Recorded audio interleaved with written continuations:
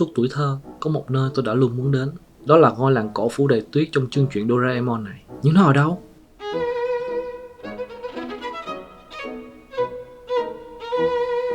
Tác giả dành phần lớn sự nghiệp của mình ở Tokyo, nên hẳn nó phải được lấy cảm hứng ở đâu đó quanh đây. Không phải. Chỗ này cũng không phải.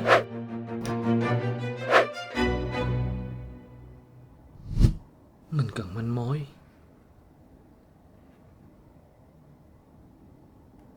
Đấy rồi, bảo tàng kiến trúc Edo Tokyo. Nếu có manh mối gì chắc chắn nó phải ở đây.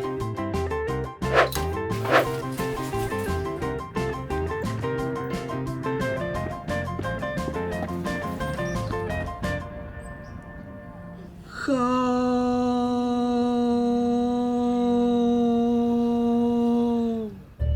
Rốt cuộc mình đã sai ở đâu? Khoan đã.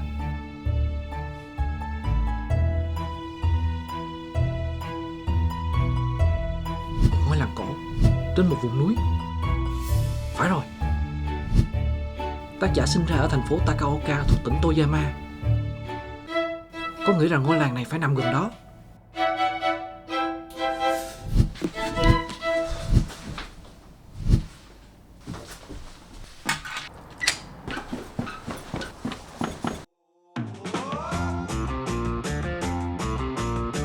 Sau khi tới Takaoka, tôi biết rằng mình đã đến đúng chỗ. Khắp nơi ở đây đều tràn ngập tượng các nhân vật trong Doraemon. Manh mối tiếp theo hẳn phải nằm ở phòng hướng dẫn du lịch. Và tôi đã tìm thấy nó.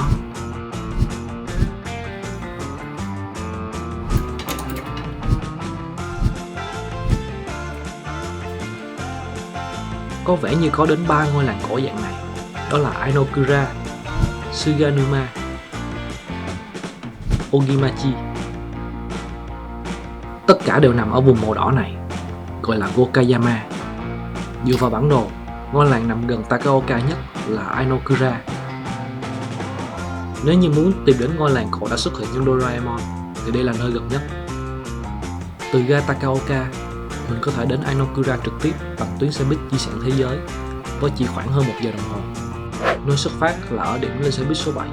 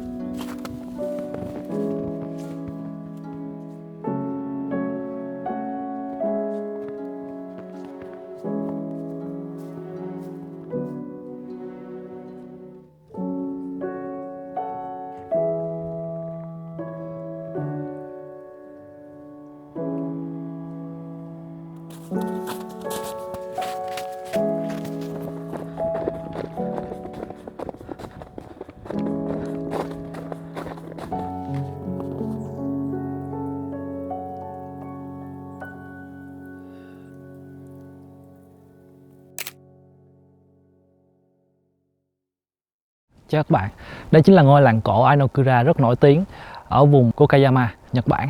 Và đây là một trong những ngôi làng với kiến trúc Gassho cực kỳ là nổi tiếng và độc nhất vô nhị đến mức là nó được công nhận là di sản văn hóa thế giới. Và đây chính là ngôi làng đã tạo ra cảm hứng cho tác giả Fujiko Fujio để viết ra 2 chương truyện rất nổi tiếng Doraemon: Vụ án kỳ lạ ở ngôi làng sâu trong núi, cũng như là 3 trang truyện rất là đẹp trong truyện dài Chiến thắng Wikamat. Tình cũ, còn nếu như tình mới thì đó chính là Ngày Nhật Bản ra đời. Mình sẽ đi từ đầu làng đến cuối làng theo trục chính này. Trên đường đi, mình sẽ giới thiệu cho các bạn những điểm thú vị xung quanh. Thời tiết ở vùng núi khá là dễ thay đổi, cho nên là có thể tuyết rơi rất nhiều và cũng có thể nó sẽ tạnh vào vài giờ nữa. Ainokura nổi bật với hơn 20 ngôi nhà vẫn còn giữ được kiểu kiến trúc Gassho độc đáo. Gassho có nghĩa là đôi bàn tay cầu nguyện.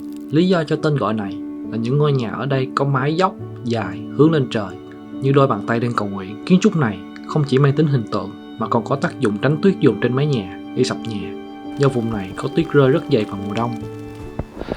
Sự thật rằng nơi mình đang đứng ở đây vốn vì lý do là tuyết rơi quá nhiều cho nên là phải được dọn dẹp thường xuyên bởi các loại máy móc và cũng như là thiết bị thủ công để du khách cũng như người dân trong làng để có thể đi lại dễ dàng. Nó dày đến mức này. Và đây chỉ mới là tháng 1. Có nghĩa là khoảng tháng 2, tháng 3 nó còn có thể dày hơn nữa, có thể là gấp đôi. Ok, bây giờ mình sẽ nói cho các bạn một điểm rất quan trọng khi tới tham quan ở nơi này. Ngay ở gần bãi xe, ngay vào lối phà của làng, nó có một cái bảng như thế này. Thì nội dung cái bảng này nói rằng khu vực này khác với lại địa điểm du lịch bình thường. Nơi đây vẫn là nơi mà người ta cư trú. Những người dân ở đây đều cư trú và sống ở đây thật. Do đó khi tham quan nơi này, hãy tôn trọng không gian riêng tư của họ. Những khu vực ví dụ như đồng áng hoặc là nhà riêng của họ thì xin đừng có làm phiền họ. Cố gắng giữ trật tự và tôn trọng những người dân địa phương nơi đây. Mình sẽ chỉ các bạn một điều rất là thú vị ở cái khu vực ngay đầu làng luôn. Đó là đây là cái lối vào làng. Ok, đây là cái khu vực để đi vào làng. Thì ở ngay chỗ này có một cái cột mốc. Ở trong cột mốc này thì ngay phía dưới này nó có ghi là xin hãy nhìn vào đây. Và khi bạn nhìn vào nó sẽ như thế này. Ok, mình sẽ chỉ cho các bạn một mẹo khi tới đây. Ngay ở bãi đỗ xe, ngay ở gần toilet, có một chỗ cho thuê giày đi tuyết. Các bạn không lặp lại sai lầm của mình.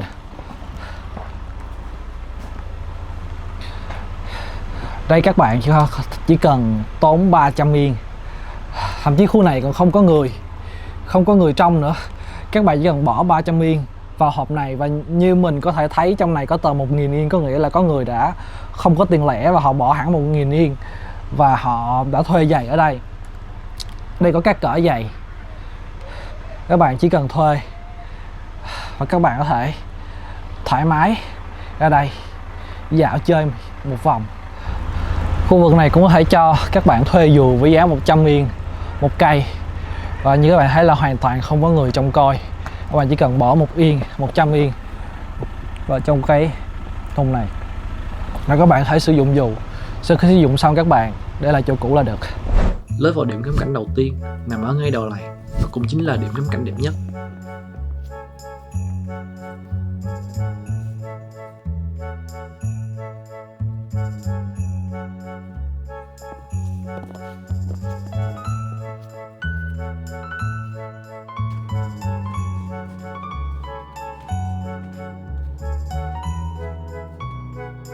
Sau khi leo dốc khoảng 10 đến 15 phút, bạn sẽ đến được địa điểm ngắm toàn bộ ngôi làng.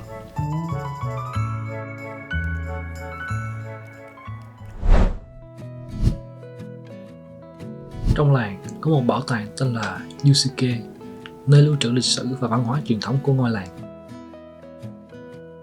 Vé vào tham quan bảo tàng là 500 yên một người và họ không cho quay phim ở đây nên mình chỉ có thể cho các bạn xem ảnh chụp. Điều đầu tiên bạn gặp khi bước vào là bếp lửa âm sàn kiểu Nhật.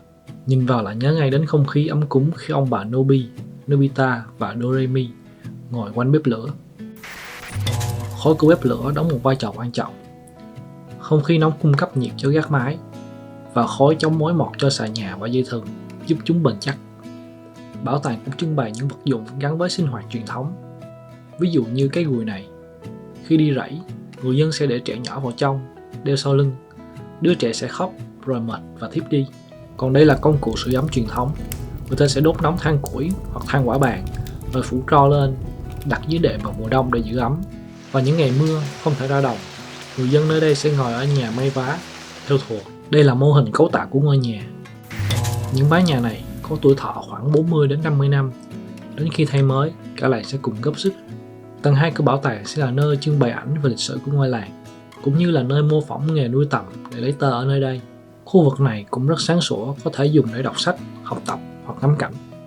Còn đây là tầng 3. Nhà kiểu Gasso được xây chỉ bởi gỗ, rơm và dây thừng, không hề dùng đinh.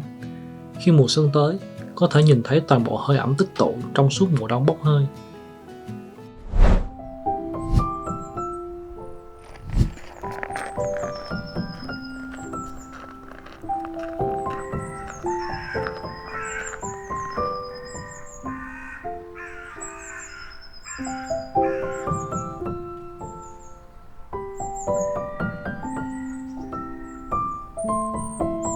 Khi cầu nguyện ở Nhật, chúng ta thường dùng đồng 5 yên để cầu nguyện. Tại vì 5 yên trong tiếng Nhật đọc là Goen. Goen thì lại có nghĩa là hữu duyên, cho nên là người ta hay dùng đồng này để cầu nguyện. Ok, giờ mình thử cầu nguyện á. Đầu tiên là mình sẽ bỏ tiền vào thùng này. Ok, đặt vô tay 2 lần.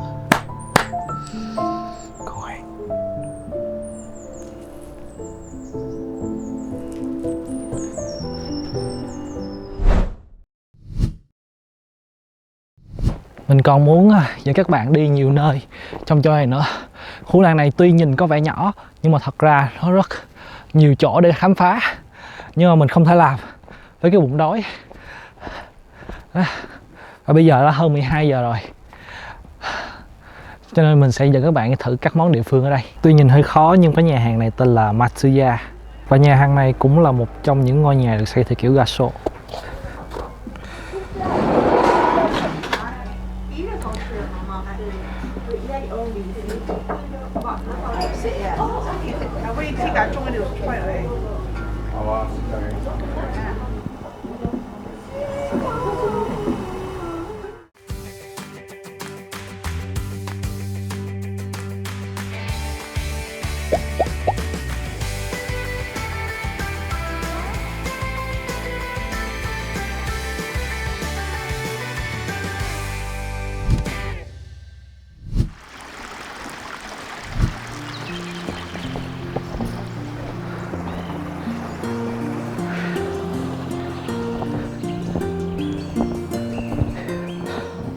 Tuyết ở khu này cực kỳ xốp, và cho nên ít người lên là ít được dọn. Thực sự là đi ở đây rất khó. Chỉ cần bạn trượt chân một chút là bạn có thể ra khỏi cái chỗ có thể đi được. Và mình nói với mấy bạn là nếu như mà tuyết chui vào giày và vừa lạnh vừa ướt, không gì có thể cứu nổi chuyện đó.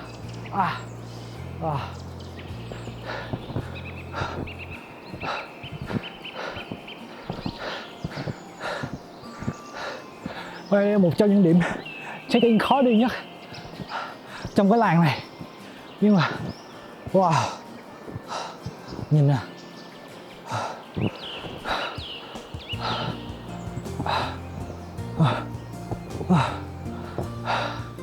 và có vẻ như đây là nơi xa nhất mà mình có thể đi, không thể đi được xa hơn nữa. Nhưng mà các bạn nhìn kìa,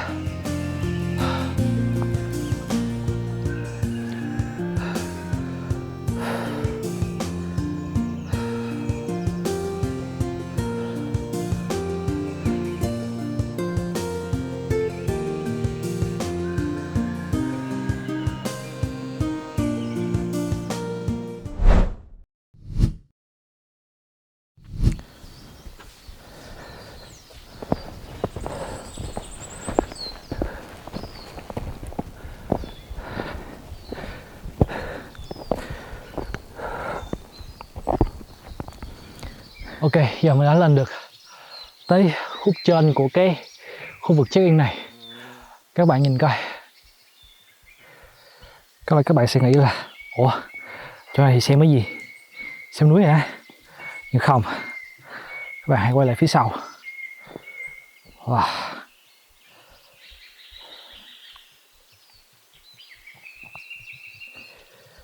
Thật sự chỗ này có rất là nhiều điểm đẹp. Thì khuyên các bạn nên hãy dành thời gian lâu ở đây, ít nhất là 1 ngày.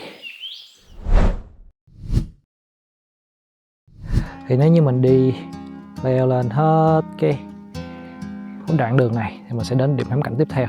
Ok, đi nào. Trên đường đi, mình nhận ra làng có hệ thống nước để làm tan tuyết. Và trên mái nhà, những nhũ băng xuất hiện giống hệt trong truyện. Cuối cùng, mình đã đến được điểm ngắm cảnh thứ tư. Wow.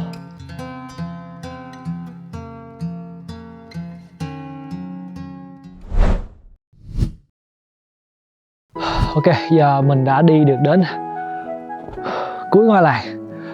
Có lẽ mình không thể nào qua được khỏi đây nữa.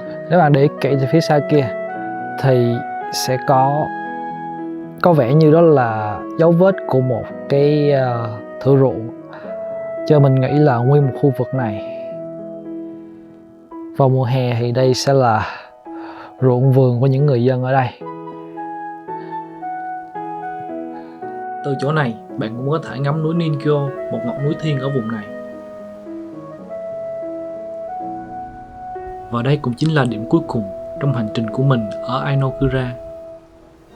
Nhưng trước khi về, một cơn mưa tuyết lại kéo đến, khoác thêm một lớp áo mới trắng tinh lên ngôi làng cổ kính.